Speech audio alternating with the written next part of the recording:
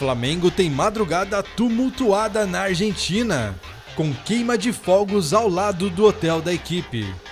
Veja todos os detalhes sobre a escalação e os preparativos do São Paulo para o jogo decisivo contra a LDU, onde eles precisam de um resultado histórico ali para virar esse placar.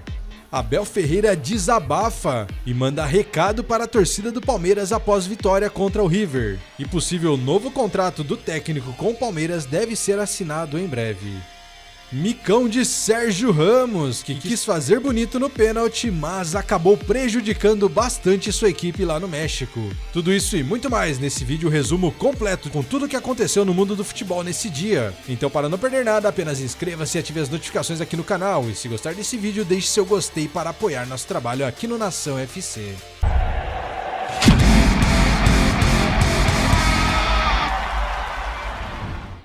Bom, começando esse vídeo, hoje é dia de Libertadores e teremos times brasileiros disputando sua permanência no campeonato. Com um deles sendo o Flamengo, que olha, não teve uma vida nada tranquila nessa madrugada.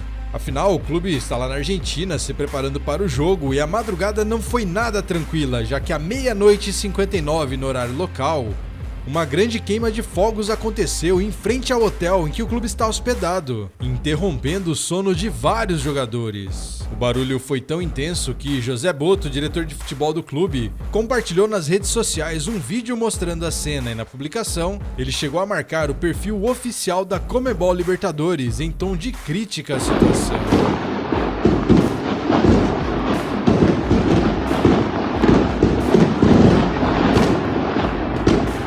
O Flamengo havia escolhido esse hotel justamente por ser mais afastado da região central de La Plata, tentando evitar essa tradicional estratégia dos torcedores adversários que usam fogos para atrapalhar o descanso dos rivais.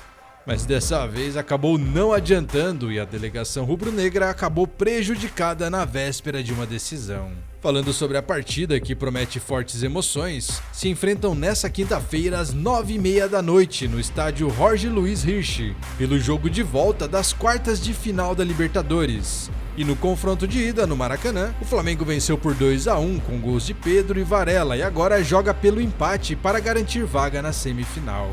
O retrospecto também favorece o time carioca, já que em 9 duelos são 4 vitórias, 4 empates e apenas uma derrota para o Estudiantes. E agora, quem avançar encara o Racing, que já eliminou o Vélez Sarsfield. Então, me diz aí, será que o Flamengo supera esses bastidores turbulentos e confirma a classificação? Ou você acha que essa falta de uma noite bem dormida pode acabar rendendo essa surpresa para os Estudiantes em casa?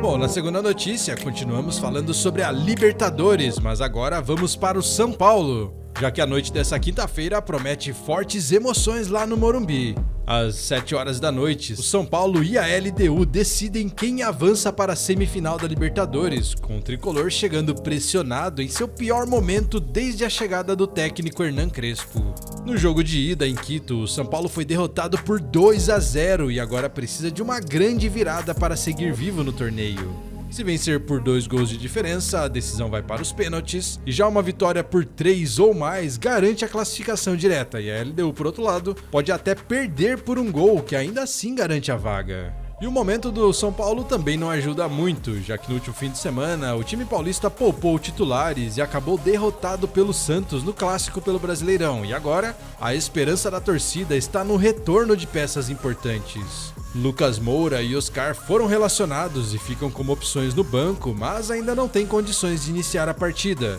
E existem outras dúvidas no time titular. Ferreira disputa a vaga com Rigoni no ataque ao lado de Luciano, enquanto Marco Antônio virou incógnita depois de sentir um desconforto muscular nos treinos.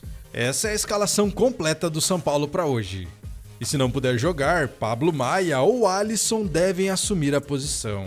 Do outro lado, a LDU, comandada por Thiago Nunes, chega confiante depois da vitória em casa. E a equipe deve repetir a formação com Gonzalo Valle no gol e nomes de destaque como Ricardo Adejo, Zé Quinteiro, Fernando Cornejo e Alzugaray, lá no setor ofensivo. E essa é a escalação completa da LDU para esse jogo.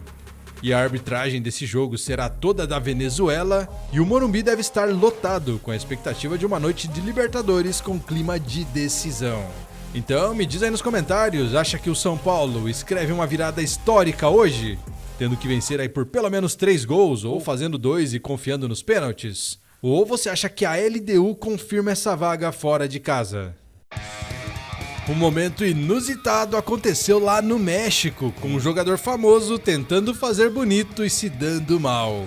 O protagonista dessa situação, Sérgio Ramos, o experiente zagueiro espanhol que teve a chance de colocar o Monterrey com 2-0 de vantagem contra o Toluca, mas na hora da cobrança de um pênalti acabou desperdiçando de uma forma ali bem inusitada. Sérgio Ramos tentou uma cavadinha na cobrança desse pênalti, com o goleiro Hugo Gonzalez não caindo e defendendo essa penalidade.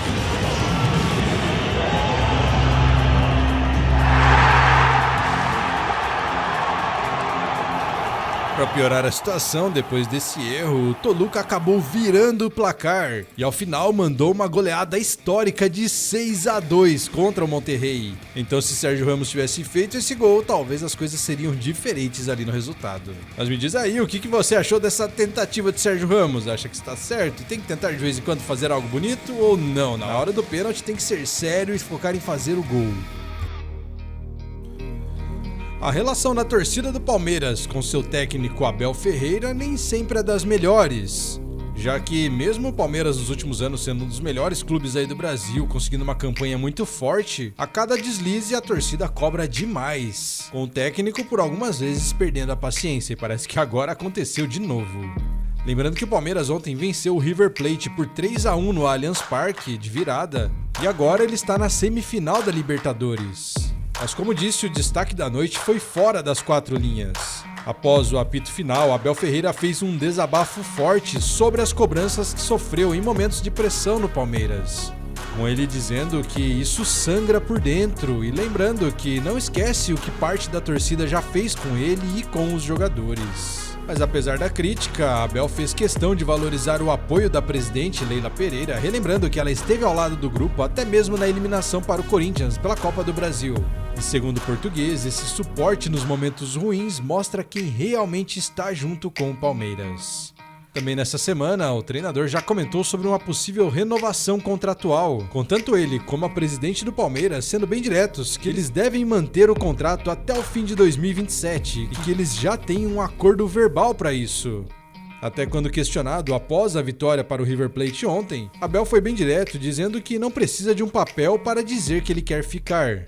Com um ponto interessante que deve ter nesse novo contrato é que nem o Palmeiras e nem Abel terão uma multa rescisória, ou seja, se nos próximos 2 anos uma das partes quiser se separar, a outra parte não vai impedir, mostrando assim a confiança que um tem no outro. Bom, então o Palmeiras aí bem, uma fase boa aí na Libertadores, indo pra semifinal, mas mesmo assim o técnico não tá muito feliz ali com parte da torcida. Então eu quero saber de você, acha que ele está certo com essas reclamações ou não? Se o resultado não for bom, a torcida tem que cobrar mesmo.